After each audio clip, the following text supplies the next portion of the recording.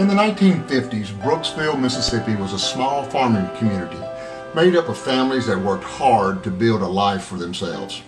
Recreation was an afterthought, mainly consisting of attending high school ball games, fishing the small ponds and streams of the area, or attending family outings.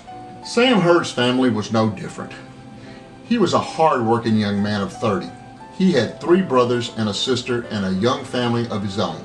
With his wife, Annie B., he had 2 young sons, Sam Jr. and Keith.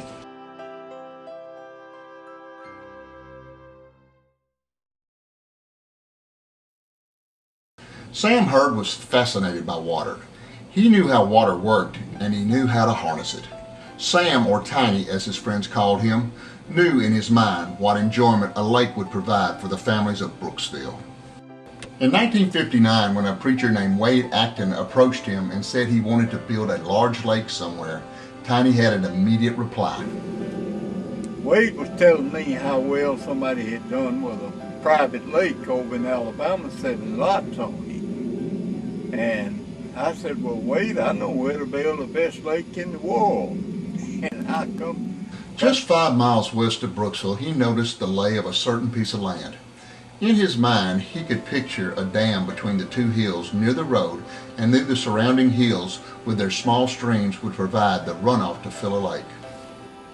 Of course, to make a 160-acre lake, that was another thing that made it an ideal spot. The 2 hills on each side of the valley that we were damming up wasn't too far apart, and then it widened out further up the lake, so it made a bigger lake. Tiny and Wade walked the woods of that property and decided it would be a fine place for a lake. And so, Land O'Lakes was born. That lake, now known as Land O'Lakes, is approximately 185 acres and is dotted with camp houses and homes. But before that, the property might have looked very much like this. It had one large stream with several small streams feeding into it. It was a hodgepodge of forests, scrub thickets, and small farm plots. I still remember the land before it was covered by water and good times. Well, it used to be little cotton patches. There's a ditch right out there. It's about 35 foot of water in it now over that ditch. It went all the way up through these little valleys. And then Miss John got it, cut hay on it. The second year Peg and I were married. She drove the hay press and I stacked the hay. Got up and down these hills and hollers around here. James Jackson told me that he had worked cutting along that creek back when he was a boy, which was in the 30s and 40s. I used to ride horses right up and down through the middle of this, and used to lay on the horse and pick plums and sit there and eat plums off the plum bushes out there. They're all covered up in water now. And right in these trees where we're standing right now, those trees were just about knee high when I started the lake, all of these trees.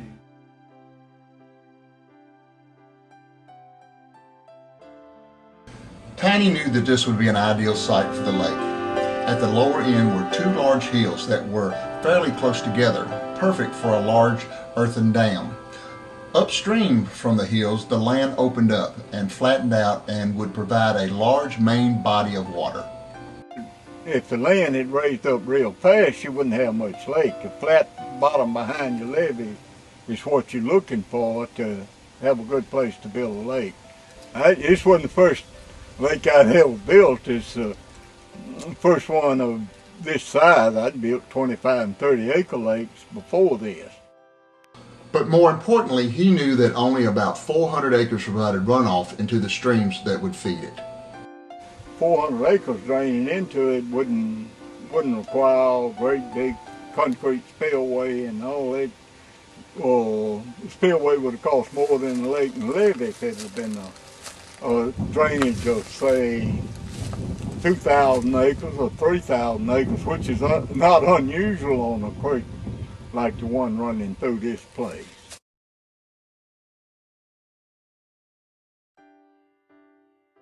Once it was decided to build here, Tiny set out to acquire the land needed. This would not prove easy. There were 7 different landowners to contend with, and some skepticism. I went to Jim. No, the water not gonna come up here if you build that dam. It won't come way up here. Jim was 90 years old then. The skepticism didn't deter Tiny. He was on a mission to make this thing happen. The owners weren't sure it could happen. The main body of the lakes was located on land owned by Mrs. Alice Stiles. It was the largest portion of the land he needed, so it had to be purchased to get the ball rolling. After obtaining a contract with Mrs. Alice, he contacted a man named Jim May and offered to buy the land that the water would cover his property. Jim May was 92 years old at the time, and he couldn't imagine a lake large enough to reach his property. Jim said that the water from this levee wasn't ever coming up on him, and I said, well, Jim, I'd like to let you sign a contract. I'll give you $60 an acre for every bit the land that the lake backs over. Oh, well, it ain't ever coming up here. Yeah, I'll find that. Jim May died before the lake became a reality and never saw the water reach his property. And now Tiny had to contend with his widow, Rosa. Rosa didn't want to sell and held out. Then one morning Tiny asked Wade Acton to try Rosa one more time. The stars must have been aligned. We had tried several times. No, I don't want to say it. I don't want to say it.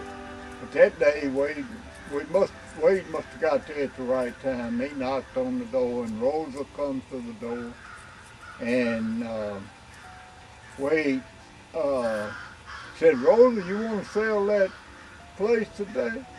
She said, "Yes, sir. I need a new pair of shoes." So Wade got her in the pickup with him, drove to Ernest Brown's office,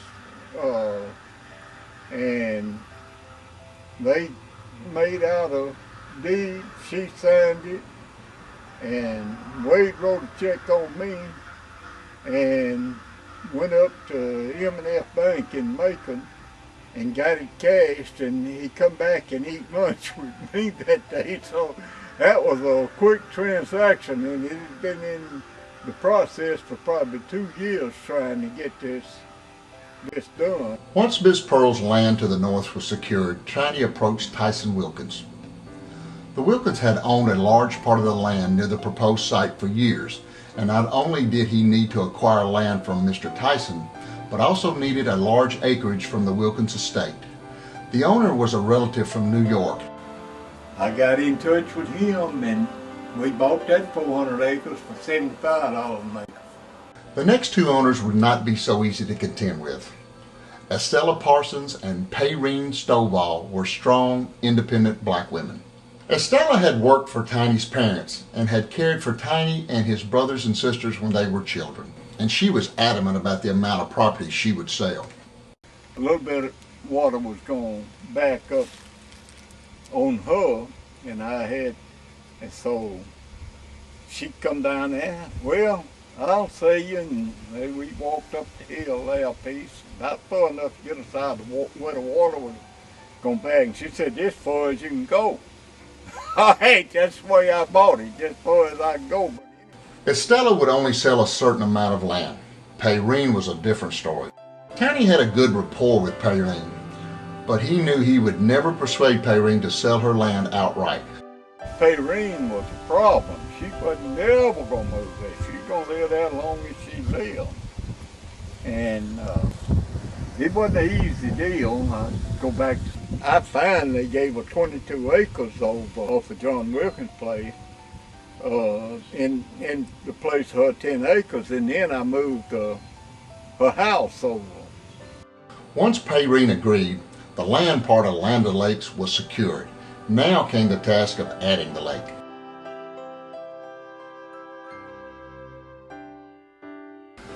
Building a lake of this size is an expensive undertaking, even in 1960 Mississippi.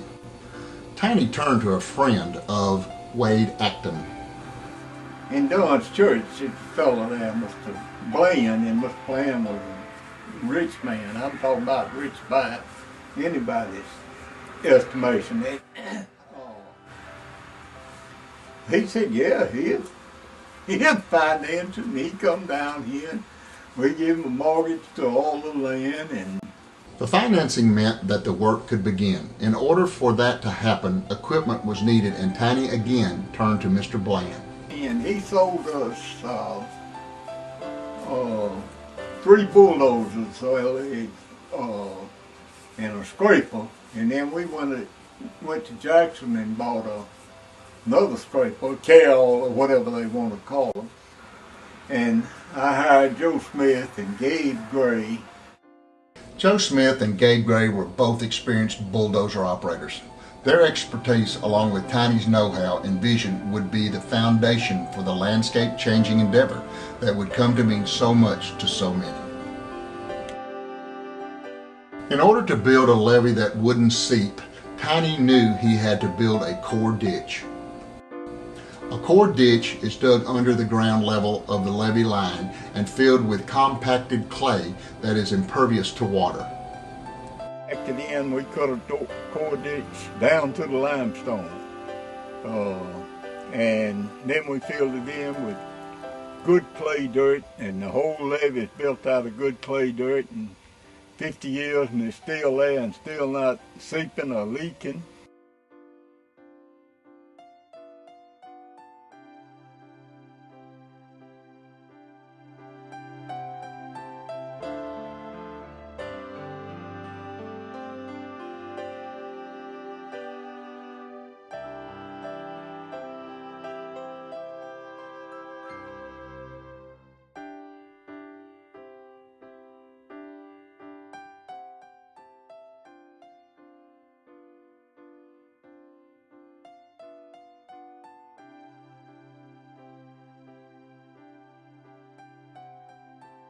In order to build a levee that wouldn't seep, Tiny knew he had to build a core ditch.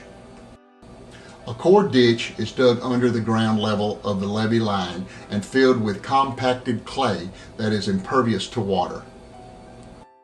And we cut a core ditch down to the limestone. And then we filled it in with good clay dirt, and the whole levee is built out of good clay dirt, and 50 years and it's still there and still not seeping or leaking. Once the core ditch was built and the levee was beginning, Tiny's crew faced their first construction obstacle. 4 county power associations had a power line that ran from Starkville, Mississippi to Macon. It also ran right across the main body of the proposed lake. And this was a obsolete power line. It was an old power line that run from Starkville to Macon, and they had used it back over the years, but they had built a new line down the highways, and they were even, Fort County was even afraid to turn this on because they thought it wouldn't be enough power to run the city of Macon then. And we was hauling dirt, and we'd lower our scrapers down when we went under the power line hauling dirt to put on the levee, and it was a gap in the levee there where the power line went through. And I went to see Mr. Hudson and told him what the problem was. He said, well, I'll see him then. And he's on the board of Fort County, the electric company. And they come back and said it'd take $28,000 to move that line. And $28,000 was just like saying they wouldn't move it at all because it was going to stop the lake, even though I'd hauled a lot of dirt, borrowed a lot of money. And so I went back to see Mr. Hudson. He said, well, I'll call over there. And finally, in a few days, they said they'd do it for $7,000. Well, I didn't have $7,000. So I went out to the bank and told Mr. Hudson. He said, let me tell you right now. He got his hat, and he's bald as I am. And he got his hat and put it on and said, I'm going to Columbus right now, and you won't ever hear anything about this line, and it'll be downtime before you need to. Apparently it worked, because they come down here and took the line down and never did send me a bill, so I assumed that he got it worked out. The year following the completion of the levees was somewhat of a drought year. The lake had begun to fill but stagnated well below Tiny's proposed water level. The skeptics again questioned his claims. And all of my friends would come out and say, well, that's a beautiful lake, but it'll never get no more water in it. Finally got water in it, but it wasn't much water, and everybody still said it wasn't going to work. But proved them all wrong after about 3 years. It got full of water. Interest was accumulating on his loans, and backers were needing to recoup their money. You know, if you can't establish the water line, you couldn't sell it in lots, so it was costing me money. I intended to subdivide it and sell the lots myself, and that's when I realized that Mr. Glenn was beginning to want his money, and the bank needed theirs because we were about over the bank's limit. The following winter brought more rain, and as Tiny predicted, the runoff from the surrounding land began to inch the water levels upward. Generous rains over the spring quickly swelled the waters further. It was obvious to everyone now this lake was gonna happen.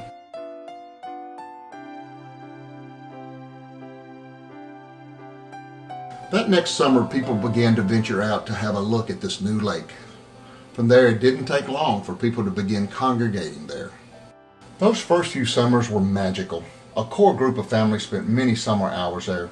Tiny Hurd and his family, John Hurd and his, the Murphs, the Jollies, the Wilkins, and many others. Skiing had begun to blossom in popularity. There were only a few boats available, but they were available to everyone. The first ski boat belonged to Rex and Jewel Murph. It was a wooden boat, very much like the ones collectors value today. Rex was a banker that had been an early and strong ally of Tiny's mission to get this lake built. But it was Jewel who would become a hero to all the kids at the lake. Jewel had an unending patience and energy for teaching kids to ski and then pulling them as much as they wanted. When other adults would reach their end, Jewel would still be on the lake for just one more round.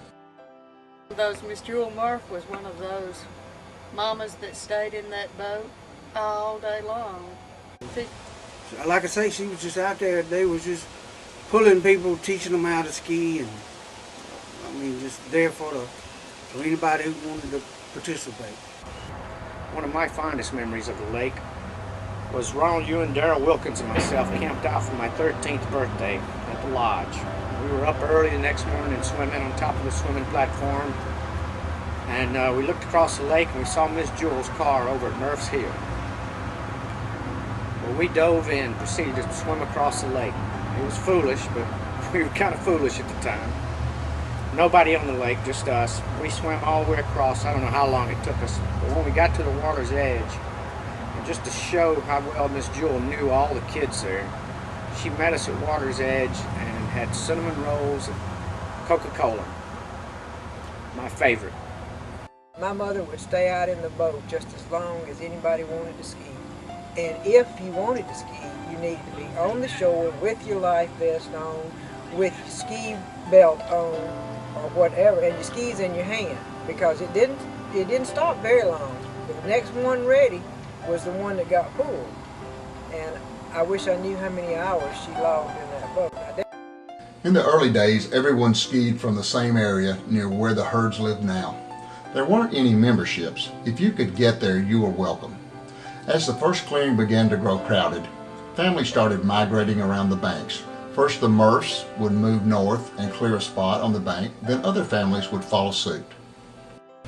Daddy was a great thinker-upper of things to do, and so Ernest and I were his, I guess, troops, and he was the company commander, and he would say, well, let us clean this one off. So us would be Ernest and me, and Daddy would be standing on the shore with a cigar supervising. It wasn't long before small clearings were popping up all along the western banks. Everyone knew each spot by name. Some had monikers like Murph's Hill. Others were simply known by the family's name, the Wilkins, the Hurds, the Grays, and so on. During the early years when the lake was filling up, everyone saw how big an area it was going to cover. The Southern Natural Gas Company became aware the water was crossing over one of its pipelines. They sent out several letters to Tiny about it. Later, after not hearing from Tiny, the gas company showed up with several officials. But anyway, we had water backed over the pipeline, and they wrote to me about it. I couldn't inundate their pipeline, and I couldn't inundate their pipeline. And one day, a whole string of cars come up, the pipeline folks. And they said, have you been getting the Vice President of Southern Natural? Hey, have you been getting our letter? I said, yes, I've got a letter from y'all, and I meant to get me a dictionary and look at where it is. Does he drain the lake enough to solve the problem, then wait another 2 years for it to fill? I said, I'll tell you what I'm going to do. I'm going to build 2 cofferdams across on the line parallel with the pipeline, and I'm going to put in a pumping system and pump the water off. In the end, the gas people were happy, and Tiny had averted another disaster. The early years have provided many families with unforgettable memories. More and more people from the surrounding towns have discovered the same unfettered recreation that the early families had enjoyed. Still, not one penny had been earned, and people were needing to get paid. Tiny formed an association to apply for FHA financing. There was money available for recreation areas, and to Tiny that was much needed money. With all the problems we had, like to build the cofferdams, and then the problem with the power line, and I had problems building the buildings, and everybody got paid. I think that's the biggest miracle in the whole deal. Securing the FHA loan allowed the building of the lodge, cabins, teen center, swimming area, and boat ramp and dock. Once memberships were sold and the lodge and the swimming areas were finished, the lodge became a focal point for almost everything that happened on Land O'Lakes. Almost all area residents had some fond memories there. It served as a gathering spot for all of the local teens. After Friday night's football games, all the students could be found celebrating there. Some families can boast that their receptions were held there, as well as their daughters. Over its lifetime, the lodge has seen more than its share of good times. To say that Land O'Lakes has been instrumental in many friendships over the years would be a huge understatement. It has been the absolute glue for more friendships than can be mentioned here. The time spent here over the years forms a special bond that holds for a lifetime. The parties, the practical jokes, and gentle ribbing from friends are just some of the ingredients that cement those friendships. As childhood achievements evolved into mature accomplishments, the members of the lake have shared their life through celebrations, from the 4th of July gatherings to the fish fries and family reunions. For almost 50 years, Land O'Lakes has been the pride of Brooksville. How could anyone have imagined a place that would become so interwoven into people's lives?